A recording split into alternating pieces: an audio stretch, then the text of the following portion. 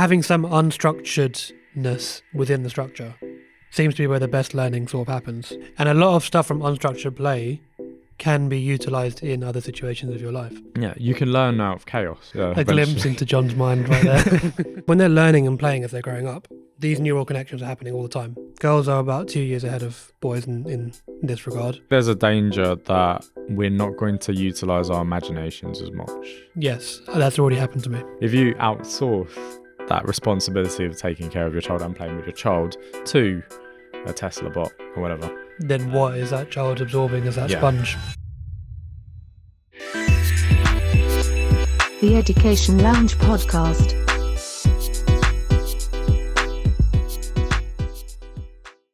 So I've kind of always been fascinated by like animals, and I've watched a lot of these nature documentaries, you know, like the Attenboroughs. There's one with Gordon Buchanan, and he follows like a tiger family. When they've just had cubs, they follow them around.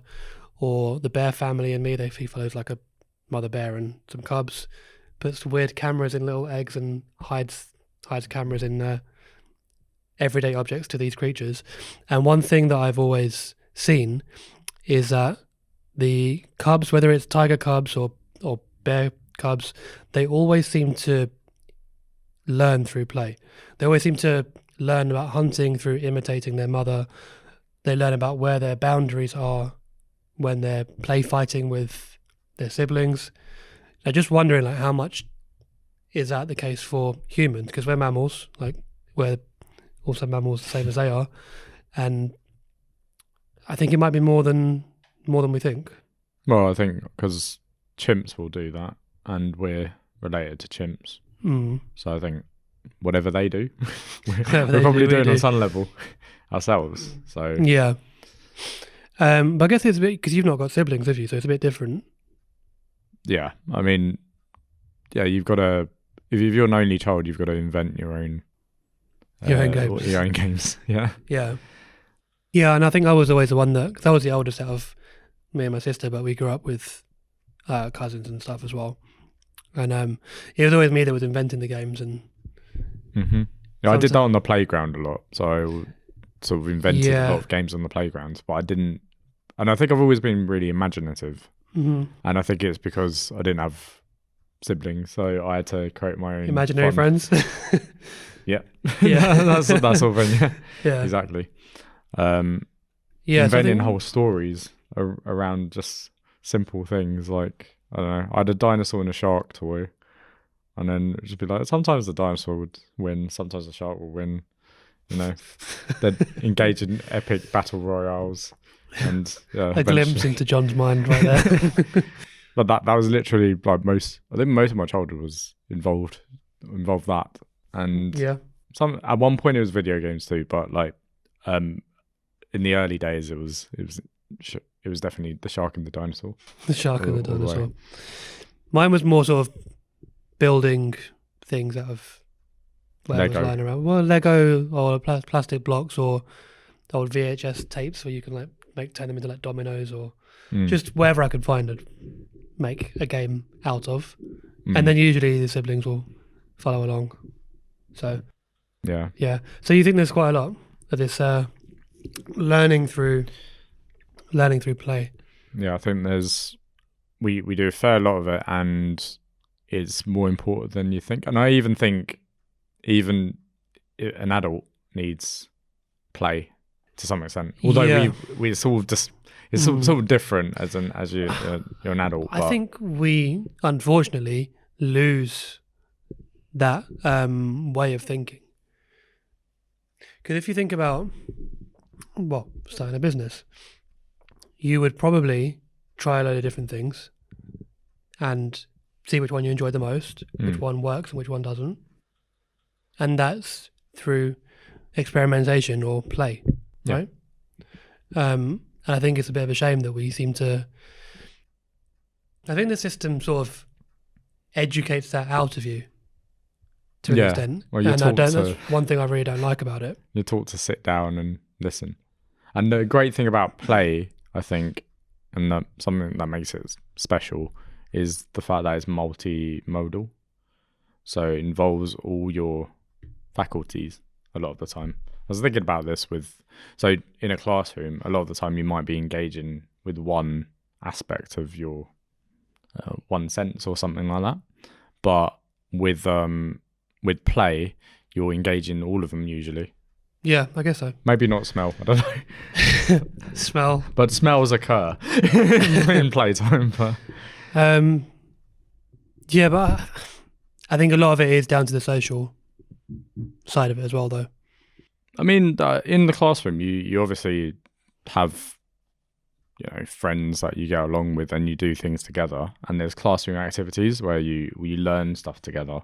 Mm. And we've always said that you have a sense of camaraderie between students in a class, and that can actually improve their sort of attitude towards learning because they see someone else learning and that kind of thing. So there's always a sense that if you do things as a group, you feel competitiveness, you have a sense of togetherness and that kind of thing, and that actually improves your ability to learn and take on new skills. Interesting. Well, should we look at the science behind some of this stuff? Yes, let's go into that. So yeah, scientifically, I think the main thing I can really get a grasp on is this whole neural connection thing. Mm-hmm. I think we spoke about it in the last episode as well a little bit. Not the plasticity. I said malleability last time, I think. Yeah, the plasticity of the brain sort of changes as you develop, right? Yeah. So when you're young, it's like a sponge, hopefully, and everything you do creates all these different connections and things. And then at the age of, I think girls are about 2 years ahead of boys in this regard, which is another reason why some of the schooling is a bit unfair, but that's a whole other topic. It kind of levels out around 21, I think, is, if I'm thinking about that correctly. Yeah. Which falls in line with the American drinking age, 21, so it kind of makes sense. Yeah, so when they're learning and playing as they're growing up, these neural connections are happening all the time. Mm-hmm. And they become more fixed and like long term the more they repeat. So if you think about like say a river that's going in different streams, the stream that it goes down, the water goes down the most, has the deepest grooves. And it's a similar sort of concept to that. The other thing is you can't undo neural connections.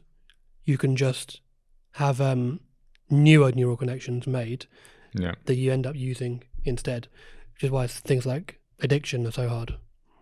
Mm-hmm. So yeah, anyway, rambling. Back to the beginning. So when a child is 0 to 5. 0 to 5. Yeah, that's kind of the key ages of child development. Yeah. And I guess during that time, what are they doing? They're not sitting down with they're playing books, reading. Well, that's me, but yeah, that's a whole. But yeah, essentially they're learning through play because everything is a learning experience for them. Yeah, any sort of new. sensory Everything's input. New. Yeah, they're tabula rasa. The what? Tabula rasa. I don't know what that Blank is. slate. Oh, is that what translation of blank slate? Yeah, right. tabula rasa. Yeah, well, this is why we say, like, we do sometimes get people come into the tutoring centres and say, my kid's 3. Can they do work for 11 plus or 7 plus? I'm like, go and play somewhere. Well, we did do some. We did. I think there was someone with it was a sort of friend. Yeah, and she was like 3 years old, and they had this 4+ thing. But the thing is that it's just that the child has to engage with certain types of maybe play, like puzzles and that kind of thing. So there's an element of problem solving. I mean, good play serves a variety of different purposes. Yeah, if you've got a very young child, they can engage in different types of play, and different types of play will serve different purposes. It's a bit like if you have it's like video games as well. So you've got different types of video games they all serve different purposes. I mean, you don't sit down necessarily to, for instance, you don't use a first-person shooter because I need to practice hand-eye coordination. You do it because you enjoy it, but that's what happens. Yeah, as a byproduct. Yeah. It's like when you play Tetris, you learn how to pack a car really well. Probably true. That's why I'm terrible at that sort of thing. That's why I'm able to do that. Yeah. Like when I was young, I used to like games which involved a lot of story, and I think that so video games, anything like that, loads of story and dense plot elements, and I think that goes very much into how my mind works. And then I struggle with things. I struggle with certain things in life now. They involve like quick thought. I'm the opposite. But I'm really good at sketching out, say, like complex, long thoughts. But when it comes to like really quick thinking, I sort of struggle with that. I'm the complete opposite. Yeah, I didn't go into the whole storyline sort of games and stuff. I mean, GTA and things have storylines, but yeah. Not really. Well, they do. Yeah. Especially the fifth one and the fourth one, they're like movies. Mm. But yeah, no, the quick thinking thing, I mean, I like, even now, while I was waiting for you this morning, I was playing some problem solving games on my phone. And I've got back into them recently. I've gone a long while without playing any games. Yeah, I used to play like racing games and Need for Speed. I'm bad at all of these games. Like I'm good at chess, like strategy games, like anything where it's not reliant on speed, but it's reliant on like long-term planning. Yeah, I'm good at that, but I'm terrible at a lot of things that involve speed and react. Although it's weird because I've got really quick physical reactions. Yeah, when we're doing badminton and stuff, I'm just really fast. Like it comes out of nowhere. But in terms of just like mental agility, I'm not. It's instinct more than anything. Yeah, that's different. Then there's this whole thought about self-regulation. This comes back to maybe learning where the boundaries are with things, right? Like we spoke about the tiger cubs and stuff. If they bite their sibling too hard, the sibling will bite back. Yeah. And they're like, oh, okay, that's the level. Yeah. It's like when you have a new class, they'll test the teacher very quickly to find, right, okay, I can push it to here, they didn't do anything. I can push it to here, I can see they're a bit annoyed. Pushed it to here. I pushed it to here, and they lost it and kicked me out. Okay, so they've like, okay, the boundary is somewhere in here. And that is, they're playing with the situation, right? They're learning what is the boundary. Yeah, I think early that this is one of the reasons why they say that a bit of rough play is actually good for development, because it actually allows a child, especially a boy, who tends to be rougher in their play. They tend to be a bit more physical. Why it's important for them to experience that, because they develop their understanding of, where do I stop? Yeah. Oh no, someone's crying. That's probably where I stop. Unless they're like psychopaths and they carry on hitting them or something. That's but that's a different. But again, even if you have, although you can't have a child can't technically be classified as a psychopath. I couldn't think about it, but yeah. But they only classify that later. But essentially, they can. So even if they've got sort of psychopathic tendencies, they can unlearn those things as long as they're socialized in the correct manner. So that's why a lot of the time, if a child grows up if they've got those sort of tendencies, and then they grow up in a home where it's not, maybe I don't know, people are physical with them and that kind of thing, and they experience abuse, and they think that's a normal way to act, then they'll carry that out on other people later on. So it's very important to raise them in a supportive environment, which takes that into account. I guess there's the whole nature nurture argument there as well. Yeah. No, I think it's 95% nurture. Really? I think it's 95% nurture. I think I don't believe it's that high. I think it's really high because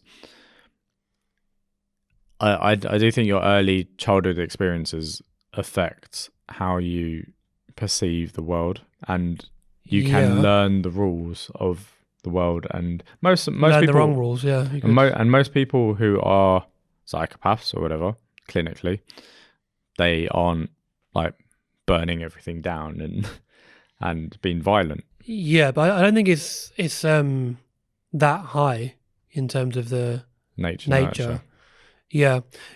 Have you heard of this experiment that they've done to find out whether a baby will grow up to be an introvert or an extrovert?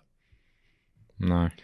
So what they did is they had newborn babies in a room, and they, on one side of the room, they played some music out of a speaker. Yeah.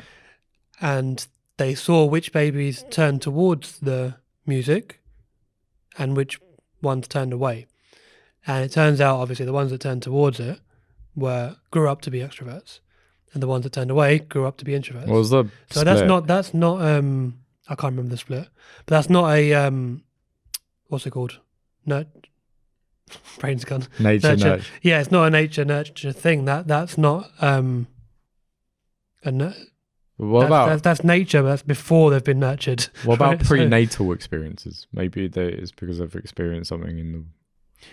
I mean, it could be. But my point there is, I don't think it's 95% nurture.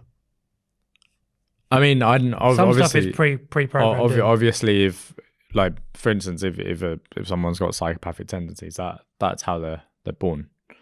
But or there's something's malfunctioned in the brain, because some people have that after a head injury. Like a lot of people have had bad head injuries in early childhood, and that leads to them having some issues later on. But because it's just that your prefrontal cortex is damaged in some way, so it's not as reactive as it would be to someone else, and that's primarily the only difference. But I think learning rules and boundaries, if they don't learn those rules and boundaries, or they've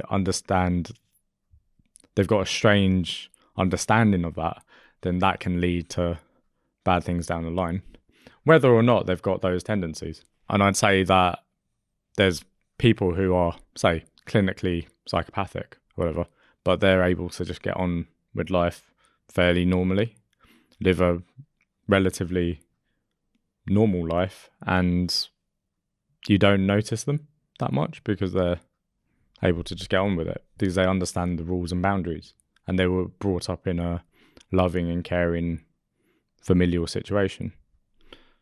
I think the problem is with those other kids. The thing is as well is obviously our understanding of play and its role in development is hampered by the fact that you can't just experiment on how children, essentially, you can't experiment on them. There's no experimental procedure for understanding this in real depth. And that's why so much of the evidence is actually more, I'd say, anecdotal. Yeah. It's about creating the narrative of understanding how play has an important role in our lives. I think you could do that with adults, though. Yeah. I'm sure I've told you this one before, the photography experiment. Which one was that? So there was a group A, group B. I think there were like 25 in each, was same number of people in each group. And their goal was to come back with the best picture after like a week or whatever it was. Group A were told to go out and take one picture and make it the best picture possible. So they went out, they spent ages thinking about it and like framing things and like, looking around for the best thing. Then they took one picture, and group B were told not to make the best picture ever. Just take as many pictures as possible. That's it. Take as many pictures as possible. Mm-hmm. And I'm sure you can probably tell what's going to happen next is the group that took loads of pictures overall had better pictures than the ones that were told to go and take the best picture. Mm. So yes, there's no experiments on children, but that's a group of adults, right? And that does show how much play has a experimentation. I would put experimentation and play in the same bracket. When you talk about adults and play, Mm. I was thinking that you sort of maybe you need to actually more narrow down what that means, because obviously when you've got children, they'll play with a dinosaur and a shark or whatever, but then a lot of the time with adults, they'll probably engage in something a bit more, usually more structured. True. And I think that's like a course or something. Yeah, like as in a lot of the time, play is just how you have fun, isn't it? To some extent. Kind of. Like you've got some sort of, you don't necessarily need a goal in the first place, but what about like playing an instrument? That's play. Yeah. Well, it depends. Are you just sitting in your room playing it for just the enjoyment of playing it, or are you like working towards a grade or something? Because I found this when I was doing music. I started playing instruments because I was fascinated by them. They're just fascinated by them and what they could do, what they could sound like. So I got into playing instruments because I was interested in them and it was fun. After a couple of years where I'd got to grade 3, grade 4, grade 5, and I had to sit down and do a theory exam in order to continue, I had to learn these specific pieces, some of which I wasn't a fan of. The play got taken out of that and I stopped enjoying it. And I ended up not being as good as I was when I first started. I had a really good violin teacher.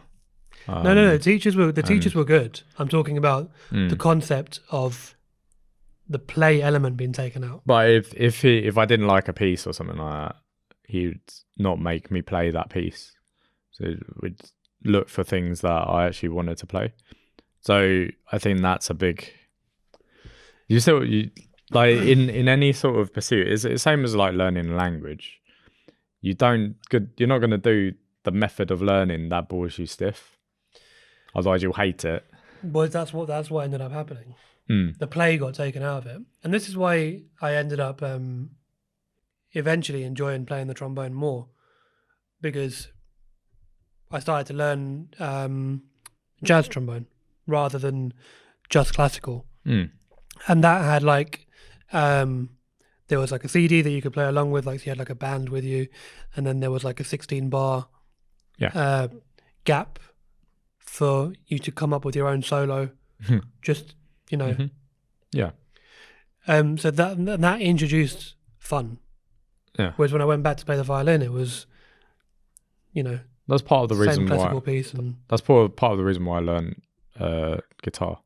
I taught myself guitar because I wanted to play some sort of classic rock and that kind of thing. So and also do some guitar solos and that sort of stuff. So I introduced that, but I didn't stop doing violin. No, I continued with it till I left school. But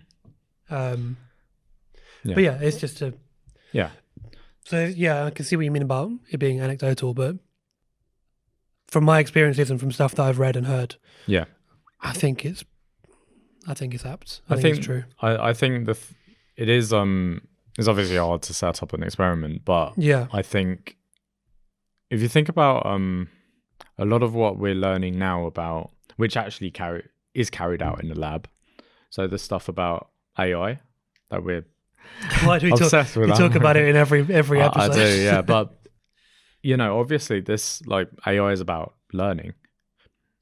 Fundamentally, it's asking the question, what is intelligence? How do you learn? And if you think about it this way, like in really basic terms, what the researchers did to like get us to where we are now with it is something called recursive learning. So essentially just allow the AI to just play around with things and form its own connections. Form its own understanding of stuff. Like there's a famous paper by Google and about catness. So it's like so basically they got this model to watch loads of YouTube content. Okay, right, catness, yeah. And and they were astonished that, so it was partially experimental. It was able to learn and understand not just that's a specific cat, but just the idea of what a cat is. And that's groundbreaking, because up to that point it just been, all right, this is what you need for a cat. But it was able to just work out what it was from watching all of this content. So that's sort of brought us to where we are now in AI terms. And it's very much the same for humans, I think, in terms of how we might not be exactly the same, but experimenting and looking at loads of things and having loads of stimulus essentially it will do it, yeah, gets us to the sort of next level in our understanding. What's the saying with the AI thing? What's the saying? That it's like it's got the intelligence of I don't know, an adult or whatever the age is, but the ability of a 5-year-old. Yeah. Something, I can't remember the exact phrase, but this is my theory behind like robotics and AI, because the fact is something like ChatGPT, it doesn't have a body. Thus it can't really understand. It can have this like really weird concept of personhood and things like that, but it can't really understand it fully. It doesn't really get to the heart of it. Yeah. And it will only, like, AIs will only ultimately understand us completely and understand, for instance, something like gravity, right? When we explain something like gravity, we can explain it just from a physical perspective, what it is. But we don't experience, if you don't experience it, like a chatbot wouldn't experience it, then how could it possibly truly understand it? It doesn't capture its full essence. It's a bit like there's this imagine a blind person trying to understand blueness. Just, you could describe it to the blind person, but it wouldn't. Well, that's like the sea. And I'm like, well, where's the sea? And it's exactly the same with these AIs. They're able to, they've got the intelligence to understand stuff, but they can't actually, or they will have the intelligence to understand stuff, but they're not able to truly get to the essence of it because they're limited. They don't have bodies. But if we give them bodies, they'll start to actually be much, much better at learning. So you're saying a lot of the learning comes from actually experiencing the thing. Yeah. And that's really where, well, obviously experiences matter, but play comes into it too. Yeah. Experimentation. That's the interesting point. Play, experimentation, sort of melding together. Yeah. I'd say they're very similar. We've sort of touched on this topic briefly already, but there are two different types of play, right? There's your structured play and your unstructured play. You could think of this as like teacher-led or not, like child-led. So we could it might be good to just have an example of each. So if you've got unstructured play, you're giving a kid, imagine you've got a young kid and they're just playing with some blocks, and they're not aiming to do anything in particular. They're just playing with the blocks and they're creating their own structure, I suppose. Yeah. Okay. Sort of like creating their own world. Yeah. But then with structured play, you've got a particular goal in mind when you lay out a task, or like the photography thing. It's a bit like, with Lego. I guess Lego's a really good example of this. You've got like a model that you're trying to create, and that's structured. Yeah. And then you've just got like a massive box full of bricks, and then you're making stuff, and that's unstructured. Yeah. What are the benefits? So the benefits of structured play and unstructured play. I guess structured play, you like you said, you have a goal, right? Structured play, I suppose, you have a goal. You've got maybe some element of competition. That Yeah, this is something I was going to come on to as well, because it competitiveness. comes into sports. There's an element of problem solving, usually, Yeah, and you have to follow rules and boundaries. yeah, But I think with unstructured play, you make those. You don't necessarily have to. but as you get older, you do. But yeah, I think the young 2-year-old might not. But No, they're happy to throw some bricks and see what happens. yeah, But even then, you're learning motor skills. mhm. You're, like you said, learning about gravity and Yeah. like how things interact with each other. Yeah. And a lot of stuff from unstructured play can be utilized in other situations of your life. Mhm.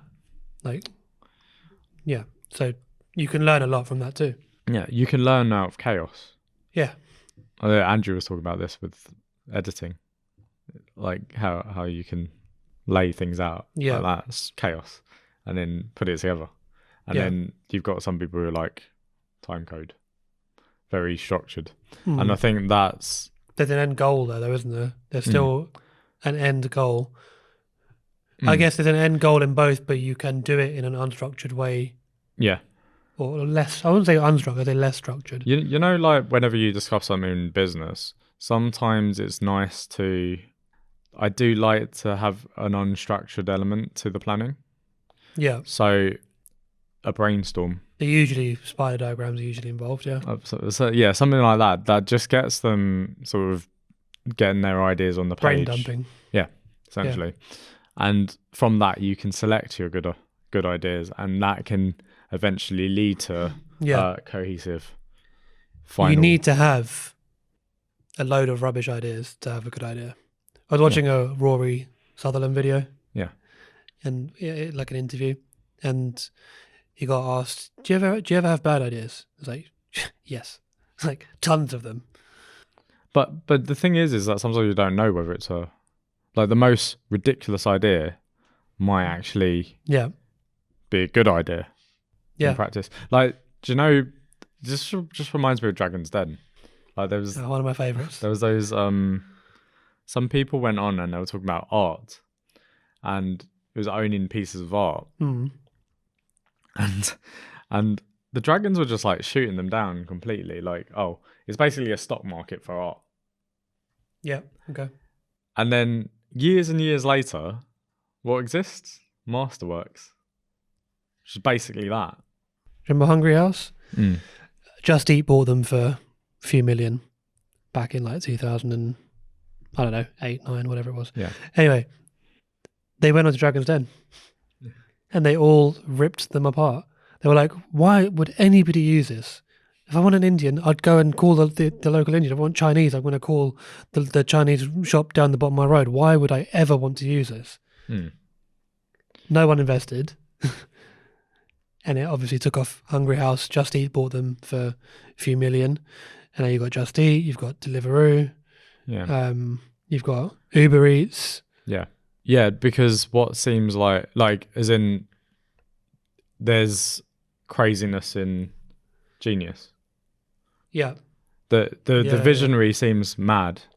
Until it actually happens. Yeah. And then they seem like a genius. Yeah. And that's why we call them a genius. But then if all of those bad ideas that, you know, there's plenty of people who might have had they might have been geniuses, but then their idea didn't take off in the end. A lot of luck. Luck and timing. It's like, Amazon. Like, all right. I do know Amazon. You might have heard of a little company. I've never heard of them. A little bookstore. It started off as this bookstore in a garage. Yeah. And it sounds crazy. Like, as in, when you think about it, it sounds crazy. Yeah. But from the beginning, he was like, I want to create a store for everything. Yeah. The everything store. No, but as in, he started with just a bookstore, and everyone's like, you can just go to the shop. Like, as in, when you're enticing investors in, it takes a lot of, it took a lot of work to actually get investors to invest in his idea, because it just seemed mad. It seemed mad, especially with e-commerce at where it was at the time. And libraries were everywhere. Yeah, like people were still like sending cash, and so like it wasn't easy to do. Well, it's early 90s, Yeah. probably. Yeah. So, and it's same like we were listening to the Netflix story. Yeah. And early Netflix, it certainly wasn't what it is now. No. But even then, they didn't know what they wanted to do before. They had loads of different ideas. Yeah. And they tried a few things, and then one of them stuck. Yeah. And again, it's down to timing, as the unfair advantage says. Luck and timing are really quite key, because their idea of going down the postal route for movies and stuff coincided with DVDs coming out, because they thought about doing it with VHS, but obviously the postage is too high. Yeah. And then when streaming came along, the timing worked out very well. Yeah. But they got their idea through a lot of experimentation and play. And partially from other people, but a lot of it was because they sort of were inspired by other things that did exist. But Yeah. It's like everyone says, I want going to be the Uber of this or the Uber of that. yeah. Yeah.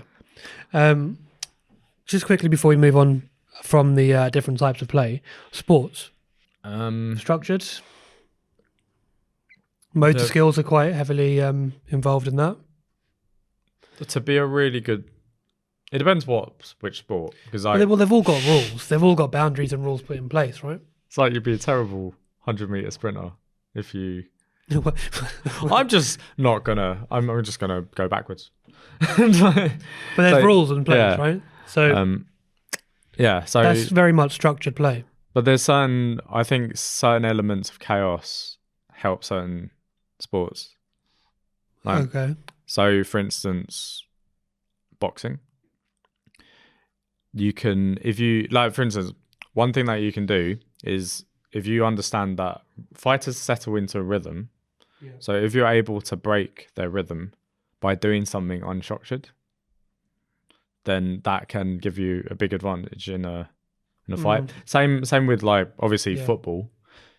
If a manager goes into a game and does something slightly novel, that sort of puts the other manager on the back foot, then that can give you an advantage. So sport has elements of unstructuredness, chaos that are required for you to.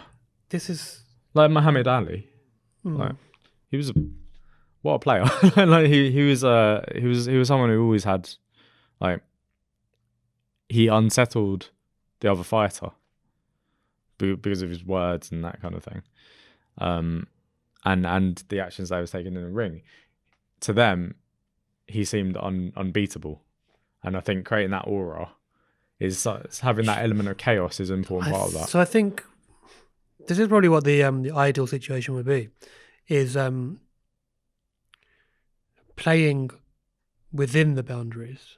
Yeah. So like you're playing with the boundaries. Like, this is the structure. I'm kind of still in the structure, but I'm going to sort of distort and play with it a little bit.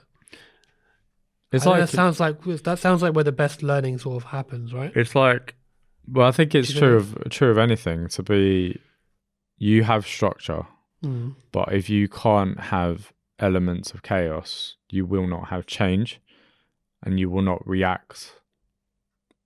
You won't be able to react to new things, and if you're unable to do that, then you're not going to be successful in any domain. It's like if someone doesn't adapt, then and that's ultimately what unstructured play is. New environment. Yeah. So, but within sports, you have structure, but playing within the structure, having some unstructuredness within the structure, seems to be where the best learning sort of happens. Yeah, because you can't take away individuality at some level. So if you think about a football, I know it's not really your thing, but like say Manchester City, Guardiola is known for having very, very rigid structures in terms of his tactics. Like to the T. If someone does not do that, they're off. Like they're off the pitch. There's no debate there.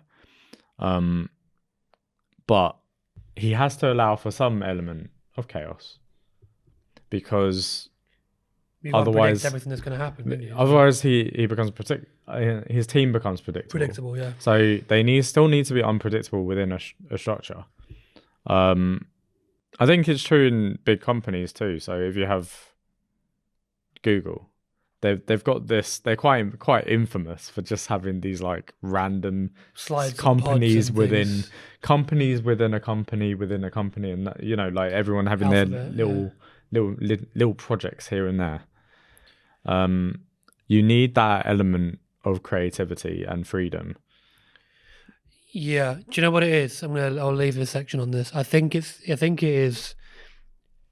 You start off with all that freedom and creativity, and then you narrow down. Yeah. Which is kind of what we do in life. I think Jordan Peterson speaks about this. Like you start here, you can use limitless potential, and you can do this, do this, but eventually you've got to pick one path, and you Pick your lane. pick your lane, stick to your lane. 20s, 30s, 40s, whatever it is, and all that play gets narrowed down into this is your structure. Yeah. And then once you've got that, later on it widens back out again. Yeah, you need to. You still need to have. I still think even late on things change. It's like I know I keep coming back to football, but things have changed in football. Like the way that people play in the 2020s and compare it to like 10 years ago compared to 10 years before that, it has changed. Like tactics have evolved, and if you don't evolve, you die. Essentially.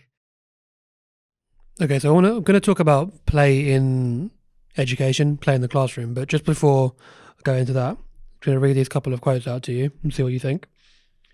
Play is often talked about as if it were a relief from serious learning, but for children, play is serious learning. That's Fred Rogers. Yeah. Mr. Rogers' show. Yeah. Mr. Rogers, yeah. He encouraged children to express themselves in different ways, so sometimes with regard to difficult topics. And then we have Montessori. You said you went to a Montessori nursery. Yeah. Well, Maria Montessori, she says, play is the work of a child. That being said, incorporating play into the classroom is a challenge for teachers, obviously, because you have that structure that we spoke about. Yeah, you need a sort of element of control and structure, but you also need to allow for play to occur in the classroom. Otherwise, children will find it boring. Yeah, there's a balance between the two. So Montessori does play-based learning models, right? And you said, obviously you don't remember it, but you said your mum found it was quite good. Yeah, Seemed to work. I don't know what the effect of that was overall. I was too young to really know, but I seem to enjoy it, essentially. So what would be the teacher's role then? To facilitate play in classrooms, what's the teacher's role? How would they do that? It's difficult, right? They have to follow the curriculum. They only have a certain number of minutes. They have 30 children.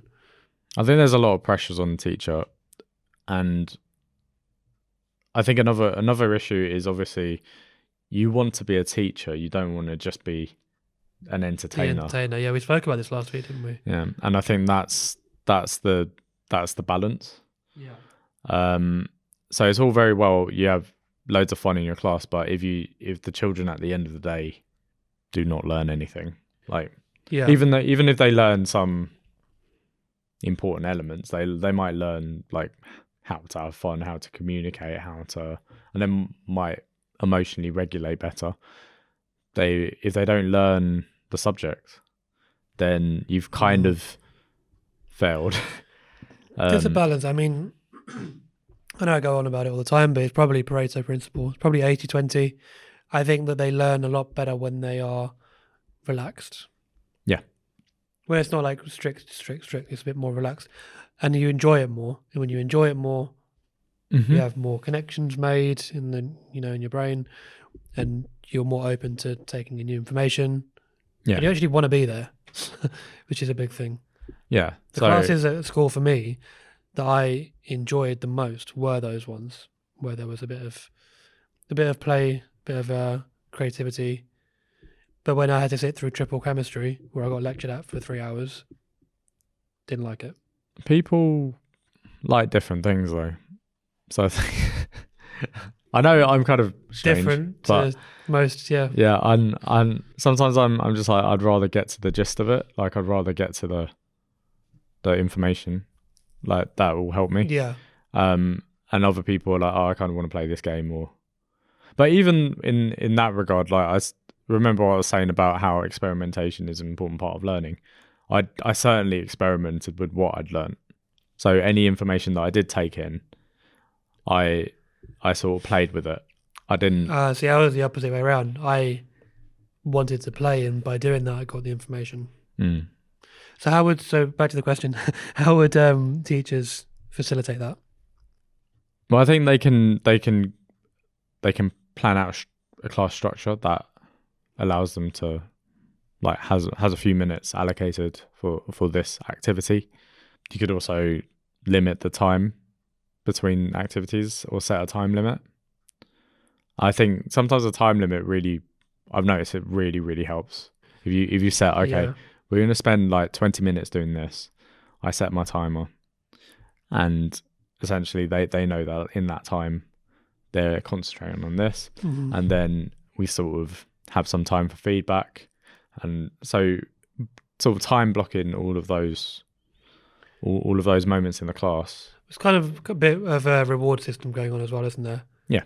Get this done, and then we can do this. I tend to try and do some games that are sort of linked to the topic. Yeah.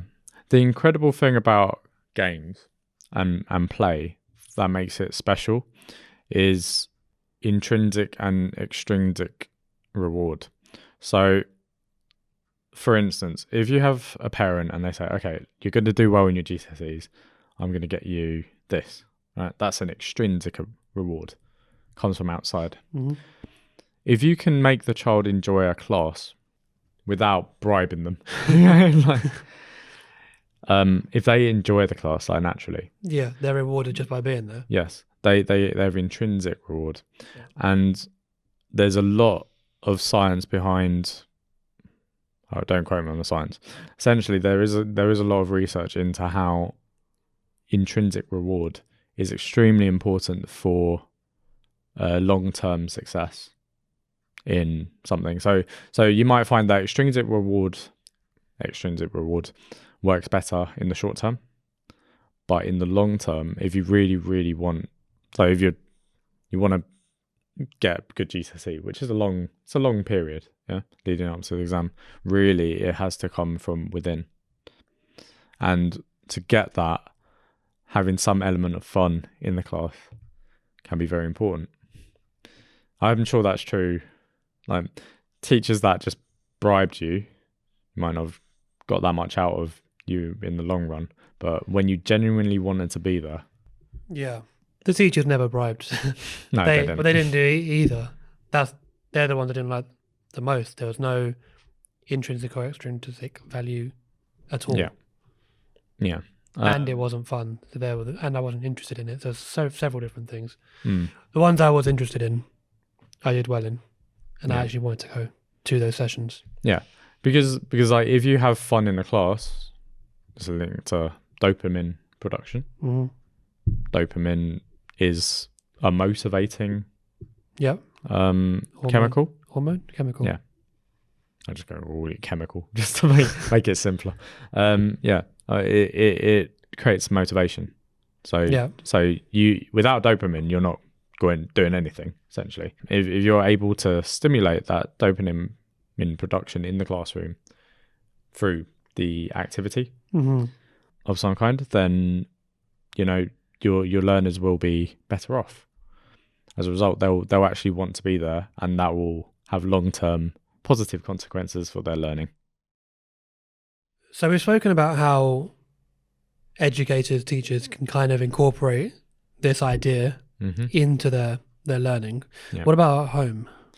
So I think, first of all, children will play naturally, but I think the first point is to play with your children. That's the initial thing. So especially if they're an only child. yeah. So if even if you don't have much time during the day, if you have like 20 minutes a day at least, like playing with your child, then that will help them. They'll learn a lot. From you won't realize it. It's the emotional support. It's the emotional connection to the play, and also and to the parent. Yeah. So there's that. That's the first point. The second would probably be, in this modern world, I suppose it's the tendency to just give your child a piece of technology or let them the iPad children. Yeah. So and I'm not going to say they don't learn from it, because they will learn things from playing on iPad. But if it's all they do, then that becomes a bit of an issue, and it kind of goes into that thing I was saying about video games. So if you're always playing one sort of video game, then that's less beneficial. It's not that it's not beneficial, it's less beneficial. No, cognitive abilities and logical stuff. But there's a video of a baby, I think maybe swiping a book. Oh, yeah. Swiping a magazine. She's like this. Yeah. I don't know if Andrew can find that clip, we can put it up somewhere. But like, that's an example of having too much screen time to the point where the real world doesn't make sense to you anymore. Well, like, give them a magazine, they'll figure it out. Like the baby will. Yeah, but shouldn't it be the other way around? Shouldn't they be able to figure out? I'd say that children just need a vast experience across loads of different domains, and obviously it's about just limiting that time. Obviously, you've got to also think with a child that young is vision is also a very important thing. So you don't want them to damage their eyes. Yeah. From excessive screen time. One idea would be to have a play area sort of set up at home. Yeah, it's like a physical. Yeah, it's like like a reading corner. I think yeah. Like this was a really, so I wrote a blog a while back about like how you can get your child to read, and and 30 books to there's a link somewhere.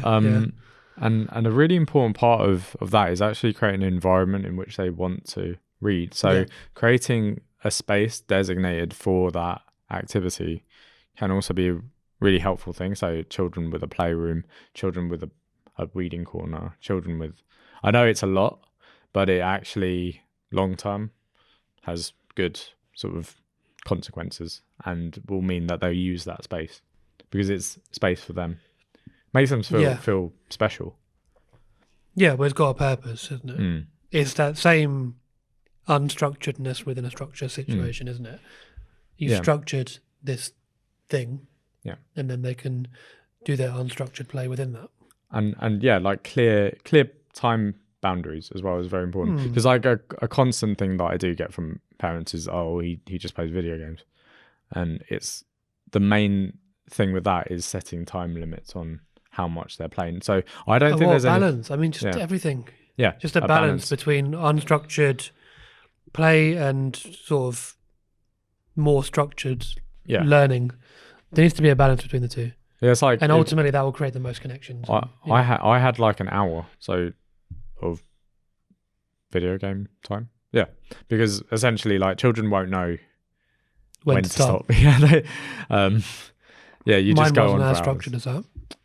So I think it is important just to set sort of time limits on activities, and that's the main advice I'd give a parent. Just so create environments, balanced time limits, time limits between the two things. and not zero screen time, but limited screen time. Yeah, As in- so the time limit thing, essentially. So what do you think about the future of play in education? Well, we spoke briefly a minute ago about the limiting screen time. You have the whole Meta Quest, Apple Vision, VR stuff where the screens are literally on your eyeballs. So, and the more that it becomes more real, the more addictive it's going to be, the more dopamine and stuff that's going to get released. So I think it's going to be more and more difficult to separate. Like right now, you can switch off the PlayStation. Yeah.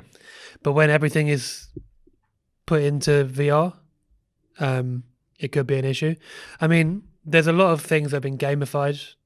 I think like things like Duolingo or Brilliant, they've been sort of gamified into helping you learn more. And I think that's sort of where it's been used for good. Mm-hmm. I'm not saying there aren't advantages. Like you can visit the dinosaurs in real life on your dream. My dream. Swim with the Just need sharks. a shark too. one next.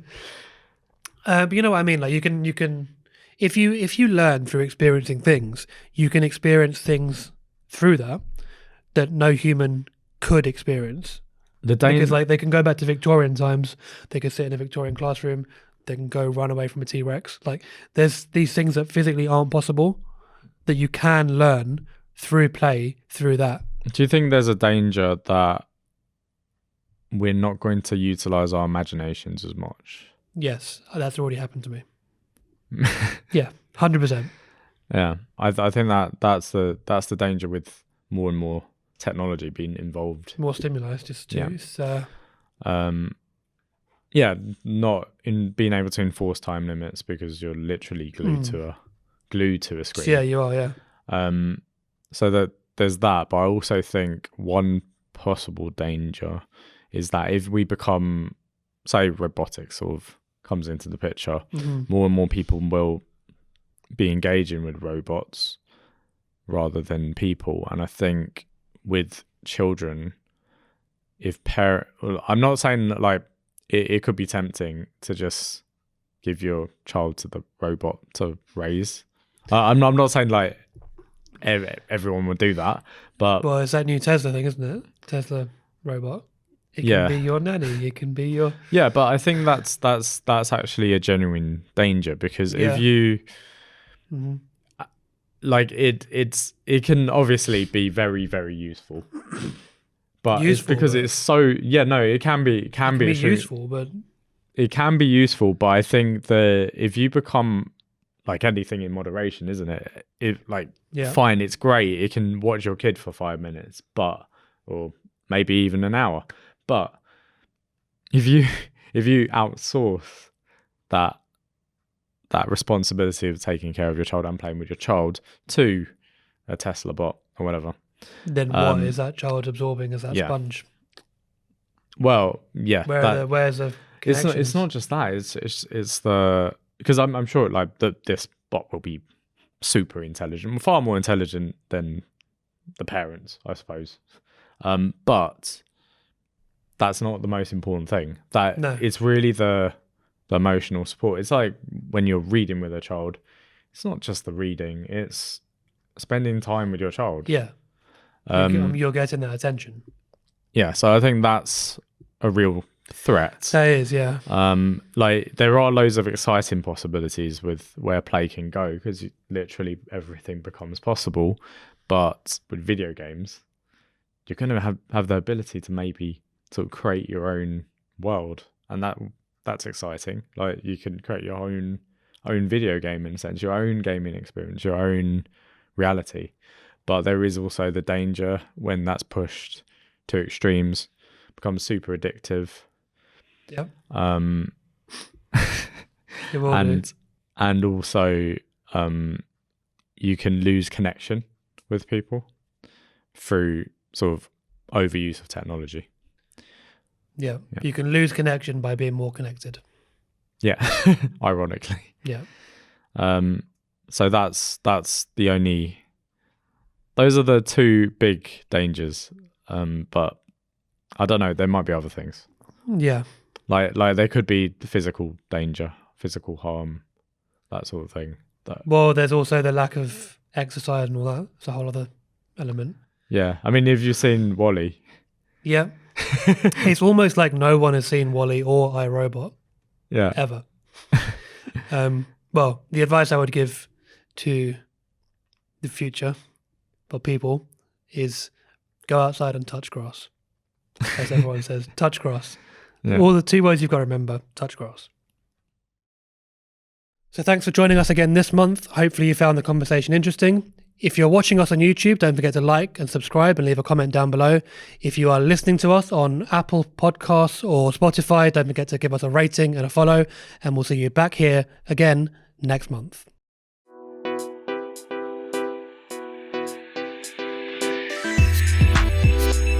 The Education Lounge Podcast.